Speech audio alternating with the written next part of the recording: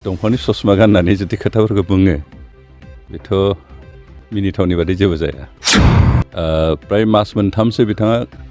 Bodoland area गारना खारहाबनानै थाखोमानानै दा अकस्मात इलेक्सन खाथि मोनफैनायखाय दासो सिरि मोनखांदों हाग्रामामोनहा गावसोर 17 बोसोर सासन खालामनो मा खामानि मावदों बेनि एसे हिसाबखौ होग्रोबा मोजां बिनि सायावसो बिथांमोना हयथ' दा मेन रडखिनिल' गिदिंनानै खोथाफोरखौ बुंदों गामि गामि हाबनानै नायथों गामि गामि हाबनानै बबेयाव मा खामानि जादों बेनि रिपर्टखौ लाथों बिनि उनावसो बुंथों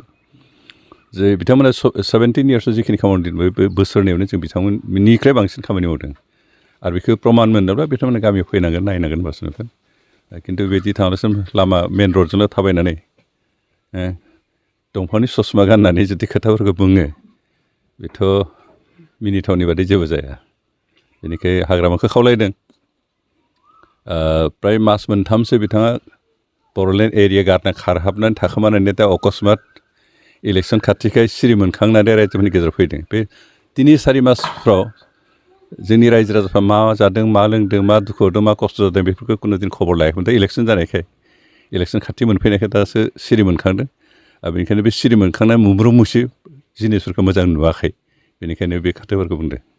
गोजोन्थों दा रायजोनि चिफमोन नंगौना नङा जेरावखि थाङा रायजोफ्रा जे ज' बिनि उनाव होसोयो बेखौ नायनानै बिथाङा एसे आन्दाज खालामबानो जाबाय साफा सानै EMनिल' चिफआथ' बिथाङा जेराव थाङो रायजो राजा सासेबो थांनो नाङामोन लोगो हमनो नाङामोन रायज्लायनोबो नाङामोन EMफोरल' थानांगौमोन खिन्थु जेरावहाय प्रमद बिथाङा जेरावनो थाङो हाजार हाजार रायजोफ्रा बिथांखौ लोगो हमफैयो सावरायो आंखालनि बाथ्राखौ जेंनानि बाथ्राफोरखौ बुङो हेफाजाब लाना थाङो बिनिखाय बिथांनि हाग्रामा महिलानि जि बुंनाय बेयाव जेबो सैथो नङा बिथाङा गावनि 17 बोसोरनि जि फेलार बेखौ दोनखोमानो हायैनि गावनि जि गोरोन्थि गाव मावनो हायो बेखौ मालायनो जाबसिन होनायनि मोनसे नाजाथाबनायल' आरो बे नाजानायाव बिथाङा साक्सेस जाया फेलार जादों बेजों लोगोसे बिथाङा बुंबावदों जे प्रमद बर' माने जितु सोलायनाय बुंदोंमोन बिथाङा प्रमद बर'नि सरकारा सोलायनाय खोथा बुंदोंमोन खिन्थु प्रमद बर'नि पकेटासो सोलायदों होननानै बुंदों बिथाङा गावनि बे रेकर्डखौ नागिरथों थांनाय बोसोराव जों 29,000 क्रर दाहार गालांदोंमोन सरकारखौ देवालिया खालामनानै गाव हारसिंसो सरकारनि आसनिफोरनि फैसाखौसो गाव हारसिंसो बुथुमना दोन्दोंमोन बिनि बाथ्राफोरखौ बे बाथ्राखौ गासै रायजोफ्रा नुगासिनो दं दिनै बे गावनि दायफोरखौ मालायनो जाबसिन होनायनि नाजानानैसो बेखिनिखौ बुंदों दा पकेट गरमाथ' गावहासो जादोंमोन बेलेगहा जायाखैमोन आरो गावनि पकेटखौ गरम खालामनो थाखायनो BTC सरकारखौ मा बुंगोन बेखौ दुबायना गालांदों खारन 29,000 क्रर थाखा बिथाङा दाहाराव फबना गालांदों खिन्थु आथिखालनि सरकारा दासिमहालागै 1 थाखाबो दाहार फोनांना दोनाखै मोनसे खोथा मावखुलिनिफ्रायसो सलायो होननानै बुंबाय आबसुआ फरायसा आफाद आबसुनि खोथा मथे BTC सरकारा सोलिया मोनसे समाव आबसुनि जिहेतु आन्दलन खालामनाय समाव आबसु आन्दलननि साक्सेस जानाय समाव आबसुनि आखाइ दं बे थिगानो खिन्थु हेबोलै आथिखालनि जि सरकार बेखौ आबसुनि खोथा मथे जों सोलिया सरकारा सरकार आबसुआ आबसु आबसुआ जातिनि जिखिनि जेंना माहारियारि जि जेंना बे जेंनाखौ लानानै बिथांमोना खामानि मावगासिनो दं मालाबा सेन्ट्रेल गभर्नमेन्टजों सावरायनो गोनां जादों मालाबा स्टेट गभर्नमेन्टजों सावरायदों BTC सरकारजों सावरायदों खिन्थु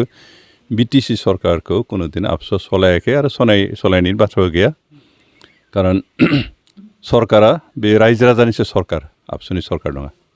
बरपेटा रडनि मुरि बाजारनि बरपेटा पुलिस थानानि खोलाहा थानाय दावला हटेलनि साखाथियाव गोदानै R&D मेडिकेल मुंनि गोदानै गंसे देहा फाहामसालि खुलिदों बे देहा फाहामसालियाव गोबां बेमारफोरखौ नायनाय जागोन जेरैहाय डायबिटिस लोमजानाय साजानाय आथिं आखाइ मोदोमाव सानाय सुनाय भां गान्जा डेन्ड्राइ ड्राग्स बायदि फेग्रा मुवा लानाय फेग्रा मुवा मोनाब्ला हमथानो हायि जानाय बायदि बायदि गोबां बेमारफोरखौ बे देहा फाहामसालियाव फाहामथाय होनाय जागोन बे देहा फाहामसालियाव फाहामथाय होनो थाखाय गुवाहाटीनिफ्राय मोजां डक्टर फैगोन आरो बेयाव मुलिफोरखौ खम बेसेनावनो मोननो हागोन R&D मेडिकेलाव फाहामथाय लाफैनो थाखाय गाहायनि जानबुं नाम्बाराव जगाजग खालामनो हागोन जानबुं नाम्बारा जाबाय 8099 480 118